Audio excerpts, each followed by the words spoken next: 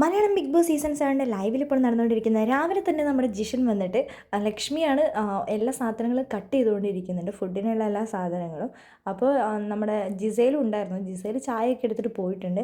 ആ സമയത്ത് ലക്ഷ്മിനോട് ജിസൻ പറയുന്നുണ്ട്, രാവിലെ തന്നെ നമ്മളിവിടെ നമുക്ക് റിസ്ക് ഉള്ള പണികളൊന്നും എടുക്കണ്ട, എല്ലാവർക്കും കഴിക്കാൻ പറ്റുന്ന ഒരു ഫുഡ് ഉണ്ടാക്കുക. അത് കഴിഞ്ഞ് ഇനി നമ്മൾ ടാസ്ക് ചെയ്യാനാണ് ഇവിടെ വന്നിരിക്കുന്നത്. നമ്മളിവിടെ ഫുഡ് ഉണ്ടാക്കിക്കൊണ്ടിരുന്നു കഴിഞ്ഞാൽ നമ്മുടെ സമയം വെറുതെ വേസ്റ്റായി പോകും. ഇതുവരെ ആർക്കും തോന്നാത്തൊരു കാര്യമാണ് ജിഷൻ പറഞ്ഞിട്ടുള്ളത്. അത് വളരെ സത്യം തന്നെയാണ്. ഫുൾ ടൈം ഇവർ ഫുഡ് ഉണ്ടാക്കി കിച്ചണിൽ തന്നെ ഇരിക്കേണ്ടി വരും. ആ സമയത്ത് ജിഷൻ പറയുന്നത്, ഇന്ന് ചെയ്തത് ചെയ്തു, ഇനി നാളെ തൊട്ട് ഇങ്ങനെ തേങ്ങ അരയ്ക്കാനോ വറുത്തരയ്ക്കാനോ അങ്ങനത്തെ സംഭവങ്ങൾ സെറ്റപ്പൊന്നും നമുക്കില്ല.